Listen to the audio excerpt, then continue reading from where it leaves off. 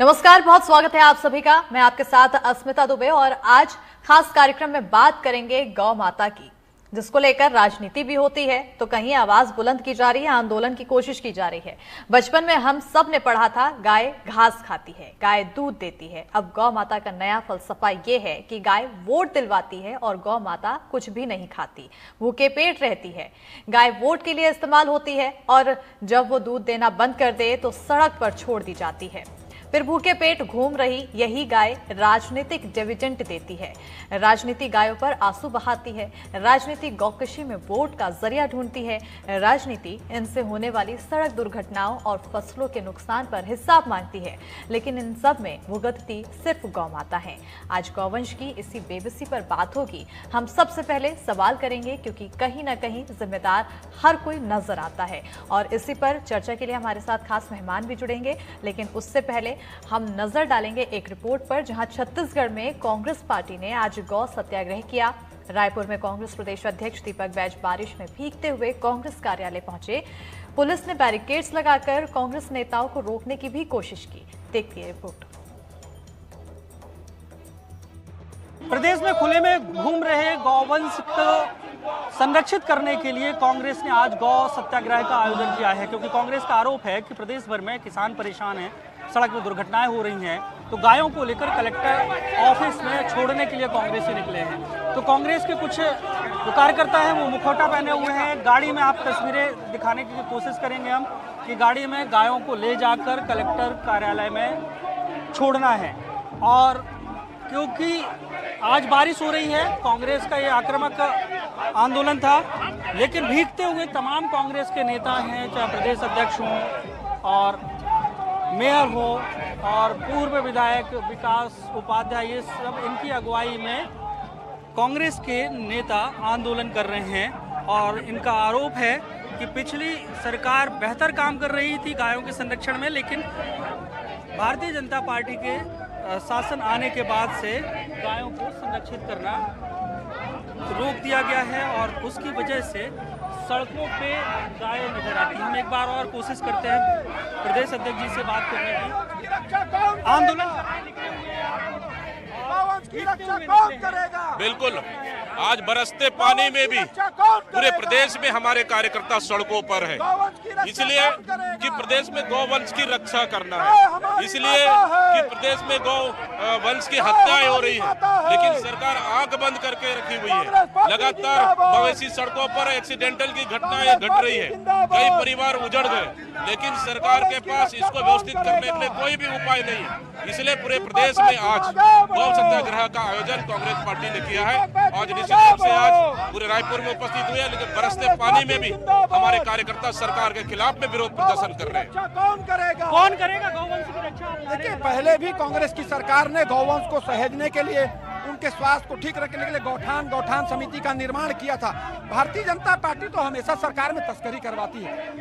Bharatiya Janata party के नेताओं के गौठान से गायों की मृत्यु हुई है। भारतीय जनता पार्टी गाय के नाम पर वोट मांगती है, लेकिन गाय जो पवित्र माना जाता है पूरे देश में, गाय को हम पूजते हैं। कांग्रेस पार्टी इन गौवंश को लेकर हम जिला कलेक्टर जा रहे हैं। हम जो सोई भारतीय जनता पार्टी को जगाने का काम कर रहे हैं। विकास उपाध्याय जो पूर्व विधायक है, उनका ये कहना है कि सरकार को जगाने की कोशिश कर रहे हैं और गौवंश जो खुले में घूम रहे हैं उसकी वजह से एक्सीडेंट भी हो रहे हैं। और भारतीय जनता पार्टी पर उन्होंने आरोप लगाए कि भारतीय जनता पार्टी गौवंश को लेकर राजनीति करती है। तो ये आंदोलन पूरे प्रदेश में है और राजधानी रायपुर में कलेक्ट्रेट में गायों को छोड़ने के लिए ये आंदोलन गौ सत्याग्रह के रूप में कांग्रेस ने किया है। कैमरा पर्सन प्रवीण साहू के साथ जुल्फिकार अली, एनडीटीवी। तो कांग्रेस की तरफ से गौ सत्याग्रह किया जा रहा है और इसी को लेकर सवाल बन रहा है कि आखिर इस पर राजनीति क्यों हो रही है।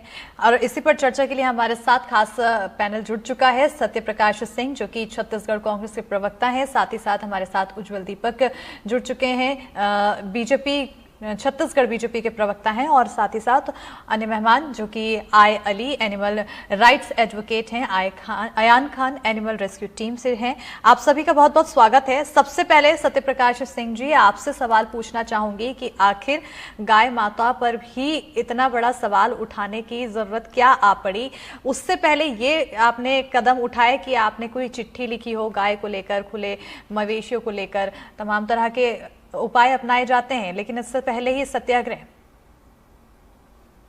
स्मिता जी, आपने अच्छा सवाल किया कि सत्याग्रह की जरूरत क्यों पड़ी। ठीक है, अगर पिछले 7 महीने की सरकार की बात करें तो देखिए 7 महीने पहले क्या गौठान थी, एक योजना ऐसी थी जो 15 सालों में रमन सिंह की सरकार थी, उन्होंने कभी सोचा नहीं था। देखिए राजनीति का विषय है बीजेपी के लिए, मगर हमारे लिए वो राजनीति का विषय नहीं है। हमारे लिए गौ माता ही है, हमारे जो गौ है उसकी रक्षा करना ही हमारा उद्देश्य है। ठीक है, सबसे महत्वपूर्ण बात गौठाने हमने बनाई, उसकी तारीफ केंद्र सरकार ने की, योगी जी ने अपनाया उसको, हमने गौठाने बनाई। देखिए इसी वजह से जो गौ को सुरक्षित किया गया, एक योजना ऐसी जो 15 साल में नहीं सोची गई, मगर जैसी सरकार बदलती है तो अपनी राजनीतिक विद्वेष निकालने के लिए उसको उस योजना को बंद कर दिया जाता है, और जिसकी वजह से जो गौ वंश है, जो गौ माता है, वो सड़कों पर आ गई। हाईकोर्ट तक की टिप्पणी की कि जो दुर्घटनाएं हो रही क्यों हो रही है।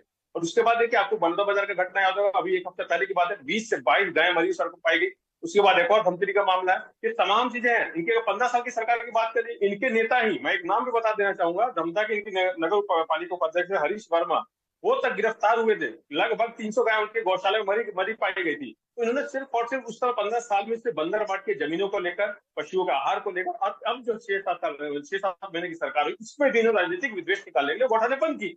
देखिए अभी सबसे महत्वपूर्ण बात, इन्होंने जो बंद की उसका उद्देश्य क्या है? जो ये गौवंश को लेकर एक बिल भी लेके आया जिसको उन्होंने लिया कि भाई यहाँ से गौवंश आप बेच सकते हैं, मतलब खुले मार्केट में बेच सकते हैं, मतलब अब आप चाहते सीधा विदेशों तक जाए। तो ये दिखता है, क्योंकि अगर पिछले 2014 से बात की जाए तो 2014 के बाद से भारत देश तीसरे नंबर पे बीफ एक्सपोर्ट में, जिसमें इन्हीं के राज्य मुंबई हो, अलीगढ़ हो, गाजियाबाद हो, वो नंबर 3 में है। तो आप चाहते कहने कि छत्तीसगढ़ के भी राज्य जो शहर है वो उसी श्रेणी में आ जाए। तो हम इसी के खिलाफ है कि आप ये क्यों करना चाह रहे हैं। आप राजनीति कीजिए, मगर गांव के लेकर राजनीति मत कीजिए, उनकी हत्याएं मत करवाइए, उनकी संरक्षण कीजिए, उनका कहीं ना कहीं एक आवाज दीजिए। जो हमने बनाए थे, आपको एक बना एक चीज मिला था, 10,000 से ज्यादा गौठान मिले थे आपको, मगर आप वो अपनी राजनीति पूरी करने के लिए आप उसको बंद करा देते हैं। ये दिखता है कि आप नहीं चाहते, कहीं ना कहीं आप अपनी राजनीति चमकाना चाहते, कहीं ना कहीं आप चाहते क्रेडिट जो है वो कांग्रेस पार्टी को, भूपेश बघेल जी को ना मिले। इसके खिलाफ हम लोग हैं कि आप सही है ना, उसमें क्या दिक्कत है? बिल्कुल सत्यप्रकाश जी, 10,000 से ज्यादा गौठान आप बता रहे हैं कि अपने कार्यकाल के दौरान आपने बनाए थे। उस समय क्या एक्सीडेंट नहीं होते थे? जब सड़कों में मवेशी होते थे, सड़कों में गौ माताएं होती थी, या फिर किसानों की परेशानी नहीं होती थी, उस समय क्या आंकड़े आपने बताए? स्मिता जी, मैं वो भी बता रहा था। देखिए आपको मैंने सवाल बताया कि उस समय होते थे, मैं ये नहीं बोल रहा हूँ, मगर उस समय का अभी के आंकड़े देखिए, उस समय के आंकड़े आपको बहुत कम है। उस समय आंकड़ा सबसे महत्वपूर्ण, हाईकोर्ट ने कभी उस समय टिप्पणी नहीं की। शुरुआत में जब 2018 में सरकार बनी थी सब कुछ टिप्पणियां हुई थी, चाहे विपक्ष के नाते हो, चाहे आम जनता के नाते, चाहे किसानों ने भी इसके बाद। उसके बाद जब इस योजना को लाया गया, भूपेश बघेल जी के माइंड में बात आई क्यों, इस योजना में आपने 15 साल क्यों नहीं सोचा? इसीलिए तो सोचा गया ना कि एक ऐसी योजना लेके आनी पड़ी जो किसानों को भी लाभकारी हो, जो पशुपालकों को भी लाभकारी हो, दुर्घटनाएं भी कम हो। इसीलिए मैं बताना चाह रहा हूँ कि दुर्घटनाएं जो पिछले 5 साल में थी, वो कहीं ना कहीं उससे पहले की सालों 5 साल में अगर हम तुलना करें तो कम हुई थी, मगर 6-7 महीने में ऐसा क्या हुआ फिर से बढ़ रही है। उसका साफ नतीजा यही है, गौठान अगर बंद रहेंगे, अगर आप बंद करेंगे तो गौवंश कहाँ जाएंगे? जो आप खुले में छोड़े तो आपने जो आर्थिक तौर पर जो मजबूती मिलती थी जो पशुपालकों को, वो भी बंद है। तो आप बताइए, अगर वो गांव को छोड़ेंगे तो सड़कों पे दिखेगी, और सड़कों पे दिखेगी तो दुर्घटनाएं बढ़ेगी, सीधी तौर पर बात है। तो आप कहीं ना कहीं अपनी राजनीति चमकाने ये सब चीजें कर रहे हैं। जैसे मैंने बोला कि इनके अगर पूरे केंद्र से उठा लीजिए नेताओं को, चाहे स्मृति ईरानी जी का प्रकरण हो, चाहे किरेन रिजिजू का प्रकरण हो, चाहे विधानसभा में इनके स्वर्गीय के जो मनोहर पर्रिकर जी का प्रकरण देख लीजिए, तो इनके नीति और सोच जो है वो कहीं ना कहीं दूसरी है। मगर सिर्फ और सिर्फ वोट की राजनीति करने के लिए गौ माता को सामने लेके आते हैं। मगर हम जो विपक्ष के नाते बोलना चाह रहे हैं कि आप गौठानों को चालित कीजिए, आप गौवंश का संरक्षण कीजिए, गौ माता को आप सम्मान दीजिए, उनको वोट की राजनीति में मत धकेलिए। आप सच्ची सी बात कर रहे हैं, हमने कोई राजनीति नहीं की, अभी भी उससे मांग कर रहे हैं। बस जरूरत इसलिए एक चीज और बताएं, जो आपने बोला था कि जरूरत इससे आपने पत्र की बात की, हमारे दीपक बैठ जी ने पत्र लिखा था मुख्यमंत्री जी को, जो आज तक मुख्यमंत्री जिसको जवाब नहीं दिया। पत्र पहले भी लिखा गया है, जब ये नहीं सुना गया तो हमको ये करना पड़ेगा, सड़कों को उतरना पड़ेगा। विपक्ष के नाते हमारा धर्म बनता है, हम जनता की आवाज उठाए, जो जनता की समस्या है उसको उठाए, और सरकार को सुनना पड़ेगा। ठीक है उज्जवल दीपक जी, आपके ऊपर बहुत सारे आरोप हैं, आरोपों का पिटारा है आपके ऊपर। आप राजनीति के लिए गाय माता का नाम लेते हैं, वोट बटोरते हैं, फिर उनको संरक्षित नहीं करते हैं। कांग्रेस की तरफ से पत्र लिखा गया, उसका भी जवाब सीएम द्वारा नहीं दिया गया। इतने सारे आरोप, इसका क्या जवाब? अस्मिता जी, पहले तो मैं बता देना चाहूंगा कि बहुत ही गंभीर विषय है। मवेशियों का, गौवंश का सड़क पे आना अत्यंत ही दुर्भाग्यजनक है इस राज्य के लिए, और ये कोई नई बात नहीं है। जब से हम अस्तित्व में आए हैं, कृषि प्रधान राज्य है हमारा, गौवंश की अत्यधिक उपलब्धता है यहाँ पे, और गायें बारिश के मौसम में खास तौर से सड़क पे आना पसंद करते हैं क्योंकि वो सूखी रहती हैं और कीड़े मकोड़े वहां पे नहीं आते।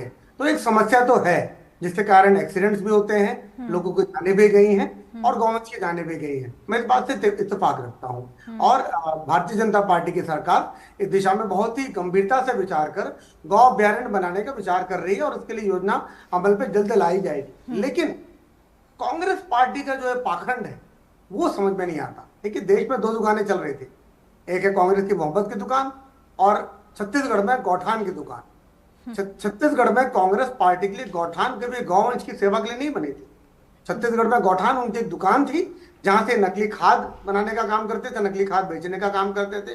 1300 करोड़ रुपए का घोटाला जब भाजपा की टीम ने जांच की तो पकड़ में आया कि 1300 करोड़ का घोटाला गौठानों में किया गया है। ये उनके सेकेंडरी आय का जरिया बन गया था उनके कार्यकर्ताओं का, और जो गौठान समिति थी उसमें अत्यधिक भ्रष्टाचार हुआ। इनफैक्ट जब हमारी सरकार आई तो हमने एक कमेटी बनाकर, एक स्वतंत्र कमेटी बना के इसकी जांच भी कराई कि क्या इस योजना को लागू आगे करना चाहिए कि नहीं। अगर अच्छी योजना होती तो लागू करने में भी दिक्कत नहीं थी, पर जब अंदर की परतें खुली तो समझ में ये आया कि गौठान की आड़ में ये भ्रष्टाचार कर रहे थे। सैकड़ों गायों की मृत्यु हुई और कहीं कहीं पे तो गायों को बेचा भी जा रहा था। तो कांग्रेस ये पाखंड बंद करे, और आज ये सत्याग्रह का जो पाखंड कर रहे हैं ये उनकी निम्न स्तरीय सोच बचाती है कि भरी बारिश में गायों को घसीट कर जिला कार्यालयों में ले जाया जा रहा है, एसडीएम कार्यालय ले जाया जा रहा है, और ये सिर्फ ऑप्टिक्स है। इनको गौवंश से कोई मतलब नहीं है। और मैं पूछना चाहूंगा कांग्रेस के प्रवक्ता थे, हमारे मित्र हमारे सत्य प्रकाश जी, कि जब राहुल गांधी जी की सभा हुई थी यहाँ पे, दूषित खाना खाने से 150 गायों की मौत हुई थी, उनको गड्ढे में क्रेन की मदद से डाला गया था। वो क्या था? तब गौवंश के लिए इन लोग सड़क पे सत्याग्रह इन्होंने अपने नेता के खिलाफ क्यों नहीं की थी? पुंडर में, जरवाए में जितनी गौठानी थी वहां पर गाय बेची जा रही थी, गायों की संख्या कम हो रही थी, उनको चारा नहीं मिलता था, उनको घास नहीं मिलते थे, उनको पानी नहीं मिलता था, उनको सूखी जमीन नहीं मिलती थी। तो ये अत्याचार हमसे देखा नहीं जाता। बिल्कुल। तो अगला सवाल मेरा अयान खान जी आपसे है, क्योंकि एनिमल्स रेस्क्यू टीम से आप जुड़े हुए हैं, और ऐसे में सबसे अहम ये हो जाता है, क्योंकि जब राजनीतिक चर्चा चलती है उस बीच चर्चाएं तो बहुत हो जाती हैं, लेकिन जब गौ माता पर बात हो और गौ माता खुद ही अपनी बात न रख पाए, जिससे आप बखूबी देख पाते हैं कि आखिर वो कितनी परेशानी, कितनी पीड़ा से गुजरती हैं, आखिर कितनी परेशानी होती है। नमस्कार मैम। क्या है कि मेरे को तो बड़ा अफसोस होता है कि गौ माता को आज भी सब लोग राजनीति से जोड़ते हैं।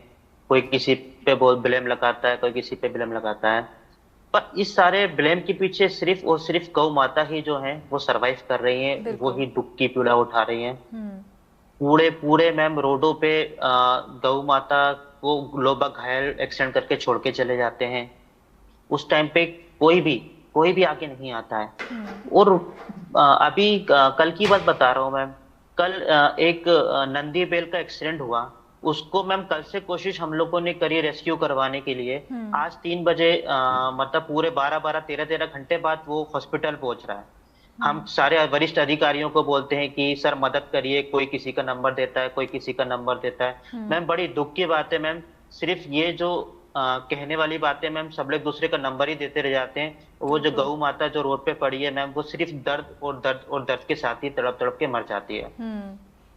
कहीं ना कहीं यहाँ पर परेशानी गौ माताओं को होती है, परेशानी सड़कों पे वो बैठती हैं तो जो गुजर रहे होते हैं उन लोगों को भी होती है। बिल्कुल अयान खान जी, इसलिए मैम हम लोग अभियान चलाते हैं रेडियम बेल्ट का, जिससे रिफ्लेक्शन पड़ता है तो गौ माता दिख जाती हैं, तो लोग एक्सीडेंट से बच भी जाते हैं। हम लोग तो मैम जमीनी तौर पे आके काम कर रहे हैं।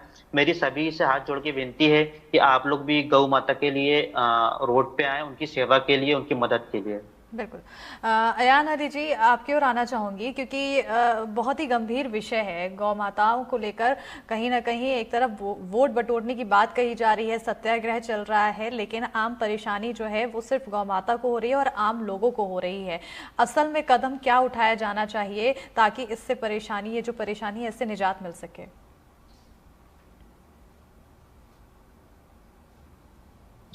जी, क्या ये सवाल मुझसे पूछा गया है? जी अयान अली जी, आपसे। जी हाँ, नमस्कार आप सभी को। तो मैं उज्जवल जी की बात को लेकर काफी सहमत हूँ कि भारत एक एनिमल एग्रीकल्चर देश है। तो अगर उसको हम समझते हैं तो हमें ये समझना पड़ेगा कि इसकी रिस्पॉन्सिबिलिटी किसकी है ये गायों को हटाने की। तो जो अर्बन डेवलपमेंट डिपार्टमेंट होता है, जिसके अंदर सारे म्युनिसिपल कॉर्पोरेशन आते हैं, उनकी रिस्पॉन्सिबिलिटी होती है कि वो इन गायों का मैनेजमेंट करें। अब हमने क्या किया, जब हमको ये समस्या समझ में आई तो हमने 8 म्युनिसिपल कॉर्पोरेशन को अप्रोच किया, उनको हमने रिप्रेजेंटेशन दी, लिखित में रिप्रेजेंटेशन दी। हम सारे म्युनिसिपल कमिश्नर से मिले, हमने उनको कहा कि व्यवस्था के लिए अभी सबसे इंपॉर्टेंट चीज जो है वो है डेयरी बायलॉज। अब डेयरी बायलॉज क्या कहता है? डेयरी बायलॉज ये कहता है कि प्रत्येक जो डेयरी संचालक होगा उसके रजिस्ट्रेशन किया जाएगा। उसका जब रजिस्ट्रेशन किया जाएगा तो उसकी लाइसेंसिंग करी जाएगी। जब उसकी लाइसेंसिंग करी जाएगी तब उसका पशुओं की टैगिंग करी जाएगी। जब उसके पशुओं की टैगिंग करी जाएगी तो अपने पशुओं को बार बार खुला नहीं छोड़ेगा, अबैंडन नहीं करेगा और टेम्पररी अबैंडन नहीं करेगा सड़क पर छोड़ने के लिए उसको। जब वो सड़क पे उसको छोड़ेगा नहीं तब ट्रैफिक कंजेशन नहीं होगा, गायों का एक्सीडेंट नहीं होगा, गाय ओपन ग्रेजिंग नहीं करेंगी और हम ये भी समझ पाएंगे कि कैसे गाय सुरक्षित है सारी डेयरियों में।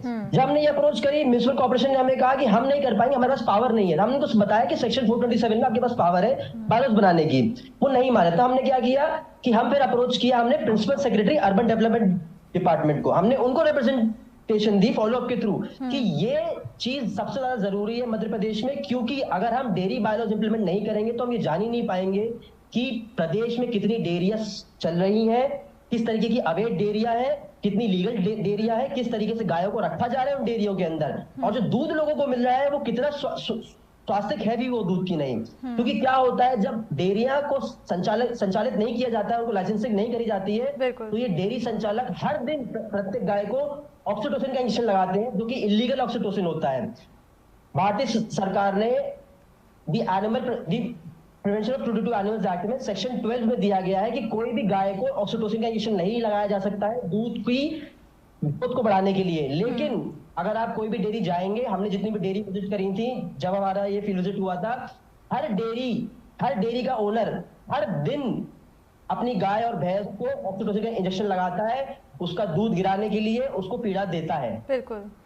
तो कहीं ना कहीं जरूरत अभी ये है हमारी कि हम डेयरी बायलॉज इंप्लीमेंट करें हर एक म्युनिसिपल कॉर्पोरेशन में। म्युनिसिपल कॉर्पोरेशन सारी डेयरीज का लाइसेंसिंग रिजीम शुरू करे और ब्यूरो ऑफ इंडस्ट्रियल स्टैंडर्ड्स के हिसाब से डेयरीज बनाई जाए, ना कि कोई भी इंसान अपने घर में 2 गाय खोल ली तो उससे डेयरी बना ली। मेरी कॉलोनी में कुछ लोग हैं, उन्होंने अपने मतलब फ्लैट्स में रहते हैं, बिल्कुल फ्लैट के नीचे 2 गाय। बिल्कुल, कहीं ना कहीं यहाँ पर जो आम लोगों की तरफ से भी कृत्य किए जाते हैं वो भी पीड़ा देते हुए नजर आते हैं। सत्य प्रकाश जी, क्योंकि अभी बात चल रही थी, उज्जवल जी की बात से ही अयान जी ने इसका जवाब देना शुरू किया, और उज्जवल जी की बात से ही आपसे सवाल है मेरा कि भ्रष्टाचार की बात कहते हुए नजर आ रहे थे, गौठानों में भ्रष्टाचार हुआ है, तमाम चीजें ऐसी उजागर हुई है, इस वजह से बंद कराया गया है। क्या इस बात पर कितनी प्रतिशत सत्यता है आखिर? देखिए स्पीकर जी, मैं 2-3 बातों का जवाब देना चाहूंगा इसमें दीपक जी का।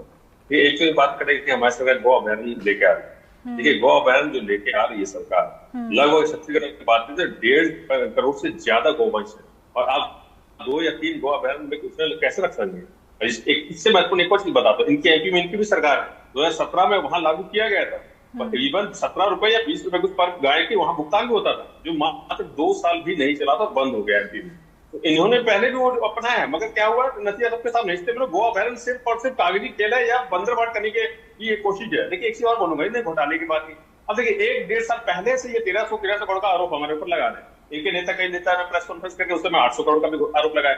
एक इनके पूर्व विधायक का, उन्होंने 600 करोड़ का भी आरोप लगाया। तो अभी तक ये भी इतना नहीं तय कर पा रहे कितने का आरोप लगा पा रहे हैं। अब इसमें एक मैं बताऊंगा, देखिए जब 1-1.5 साल पहले की बात बता रहा हूँ, तब हमने लगभग 120 क्विंटल गोबर की खरीदी की और भुगतान किया हमने लगभग 350 करोड़।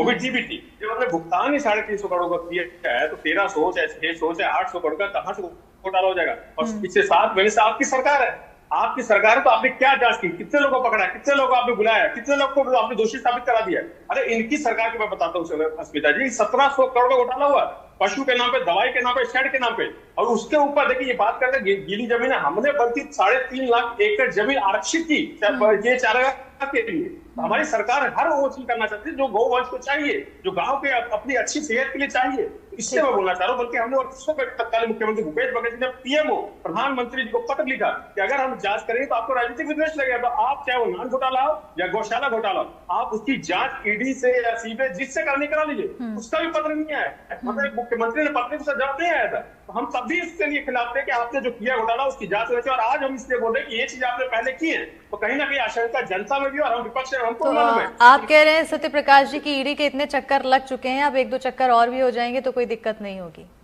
तो हम तो बोल रहे हैं ईडी के चक्कर, ईडी तो आती रहती है, अपने भी नान घोटाले की और गौशाला घोटाले की जांच करवा ली रही है। लेकिन इन्होंने लगभग 1000 एकड़ की बंदर बाट की और सबसे बड़ा गौशाला किसका है रायपुर में, उज्जवल दीपक जी को मालूम है, और गौठानों का फायदा भी उन्होंने लिया है। तो ये दिखता है ना कि किसने बंदर बाट की है और किसने लिया। ये सिर्फ आरोप लगा रहे हैं। 7 महीने से कौन सा ऐसी चीज गिरफ्तारी की है? हमने तो तथ्य के साथ आरोप लगाए थे और पत्र भी लिखा था, और आज तक ईडी उसके लिए नहीं आई है। इसलिए बोला चाह रहे हैं कि ये सिर्फ उसे राजनीति का एजेंडा बना के बीजेपी रखी। हम चाहते हैं कि गौवंश की सेवा हो, सम्मान हो, उनकी रक्षा हो। ठीक है उज्जवल जी, क्योंकि बहुत ही गंभीर विषय है, आप भी इसे मानते हुए नजर आ रहे हैं, लेकिन क्या खुले में पशुओं को ऐसे छोड़ देना, उनके साथ ये एक क्रूरता नहीं होती है? इसके लिए अगर कोई भी घटना होती है तो आखिर जिम्मेदार कौन होता है? इस क्रूरता के चलते जिम्मेदार कौन होता है? मैं आपकी बात से बिल्कुल सहमत हूँ कि आवारा मवेशी सड़क पे नहीं देखे जाने चाहिए, और यह जिम्मेदारी सर्वप्रथम उन गायों के मालिकों की, उन किसानों की है, उन डेयरी वालों की है जिनकी वो गाय हैं।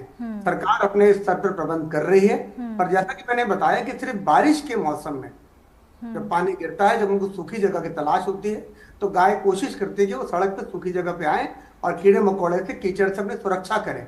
पर उसके पहले मैं एक बात आपको कहना चाहूंगा कि कांग्रेस पार्टी के बड़े जो नेता हैं, राहुल गांधी जी, भूपेश बघेल जी, इनके जो प्रदेश अध्यक्ष है दीपक में जी, जो रिकॉर्ड बना रहे हैं राहुल गांधी जी की तरह सारे चुनाव हारने का, मैं उनसे आग्रह करता हूं कि मध्य छत्तीसगढ़ में अहिवारा जिले के बानबरत गांव है, वहां पर गौवध जब होता है आपसे किसी भी तरीके से, तो प्रायश्चित करने के लिए वहां पे लोग जाते हैं, वहां पे यज्ञ करवाते हैं। पहले उनको भिक्षाटन करना पड़ता है, भिक्षा लेके आसपास के गांव से यज्ञ होता है, वहां मुंडन होता है, फिर वहां लोगों को खाना खिला के प्रायश्चित किया जाता गौवध का। मैं आमंत्रित करना चाहूंगा कि भूपेश बघेल जी जो पूर्व सरकार में मुख्यमंत्री थे, उनके कार्यकाल में राहुल गांधी जी की सभा के बाद जो 150 गायों की मृत्यु हुई, नवागढ़ के खोखरा गोठान में एक साथ 9 मवेशियों की मौत, उनको चारा नहीं मिल रहा था। बिलासपुर के तखतपुर विधानसभा में 70 गायों की मौत हुई थी एक गौठान में। जरवाए ग्राम में कीचड़ युक्त जगह। ठीक है उज्जवल जी, आंकड़े नहीं, अब क्योंकि समय कम बचा है, सीधा सवाल यह है कि आखिर गायों के नाम पर राजनीति कब तक होगी और इस पर आखिर समाधान कब निकलेगा?